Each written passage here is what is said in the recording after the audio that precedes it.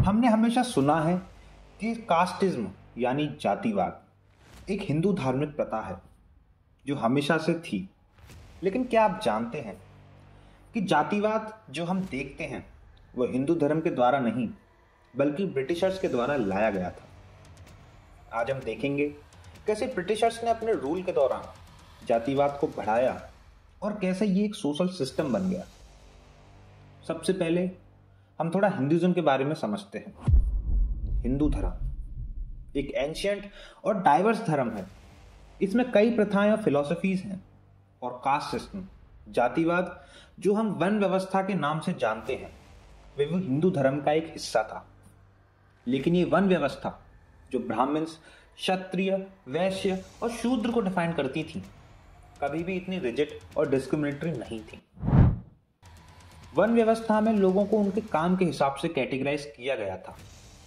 Brahmins को scholars और priest के रूप में, क्षत्रिय को सोल्जर्स और रूलर्स के रूप में, वैश्यास को ट्रेडर्स और बिजनेसमैन के रूप में और शूद्र को मैनुअल लेबर और सर्विस देने वालों के रूप में देखा जाता था।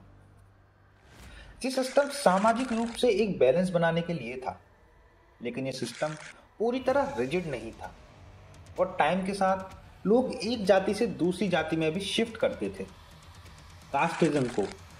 कास्टिज्म का जो कॉन्सेप्ट हम देखते हैं वो तब इतना प्रोमिनेंट नहीं था। जब ब्रिटिशर्स इंडिया आए तो उन्होंने ये देखा कि ये एक कॉम्प्लेक्स और डाइवर्स सोसाइटी है। अलग अलग रीजन्स, कल्चर और कम्युनिटीज जो एक दूसरे से अलग थे, बिल्कुल विभिन्न थे, पर इसमें एक म्यूचुअल अंडरस्टैंडिंग थी, एक एकता थी। लेकिन ब्रिटिशर्स ने ये समझा कि अगर इस समाज को डिवाइड किया जाए तो उनके लिए रूल करना ज़्यादा आसान होगा और इसे इंग्लिश में डिवाइड एंड रूल कहते हैं। उन्होंने ये सोचा कि अगर जाति के बीच डिफरेंस को हाईलाइट किया जाए तो उनका कंट्रोल ज़्यादा मजबूत हो सकता है। ब्रिटिशर्स ने कुछ स्पेसिफिक कास्ट को ज़्यादा इंपॉर्टेंस देना शुरू की जबकि दूसरी कास्ट को दबा दिया। इस तरह से उन्होंने कास्ट डिस्टिंक्शंस को ऑफिशियल बना दिया जो पहले फ्लेक्सिबल थे। पहले लोग एक जाति से दूसरी जाति में जा सकते थे, उन्हें डिवाइड उनके काम पर किया जाता था, लेकिन अब नहीं कर सकते थे। दोस्तों, इस बात से मुझे B.R. अम्बेडकर का एक कोट याद आता है। The British government has done its best to keep the Hindus divided.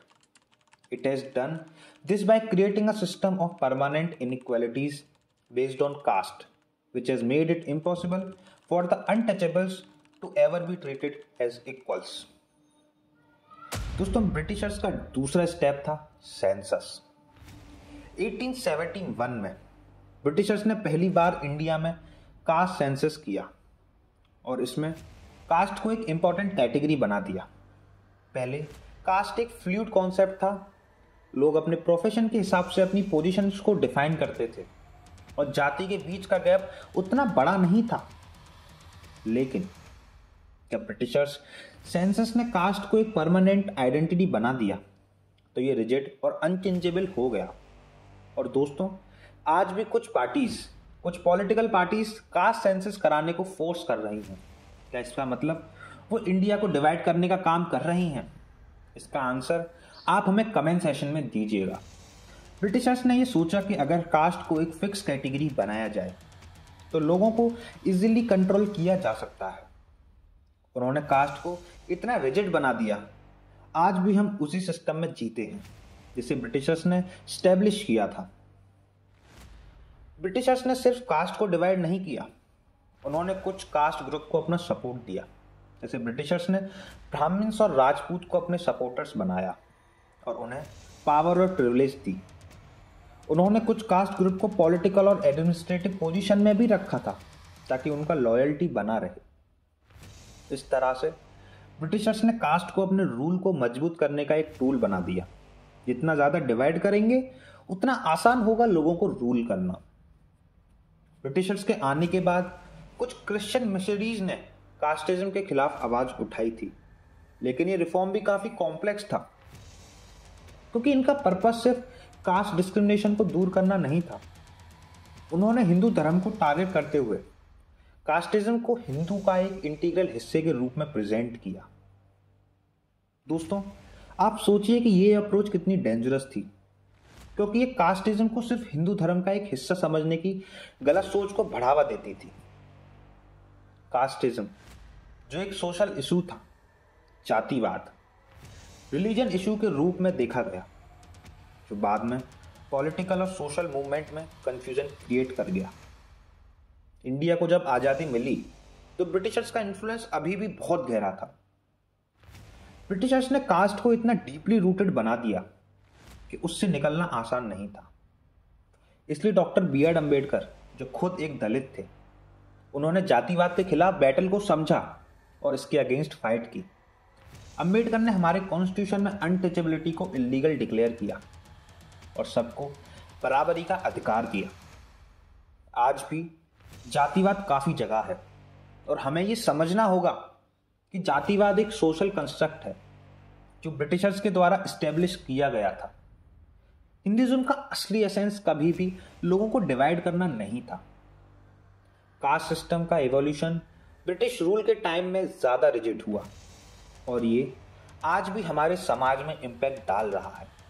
दोस्तों, जातिवाद हमारे समाज को दीमक की तरह खा रहा है। बाहर से तो सही दिख रहा है, लेकिन अंदर ही अंदर खोखला होता जा रहा है।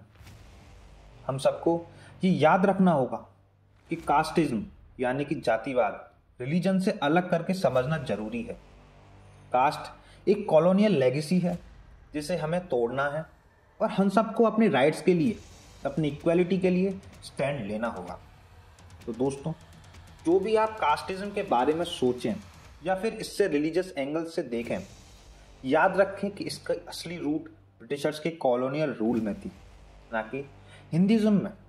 आज भी हम ब्रिटिशर्स की उस डिविसिव पॉलिसी के खिलाफ लड़ रहे हैं और हमें एक ऐसे समाज का सपना देखना है जहां सबको बराबरी का अधिकार हो। जय हिंद।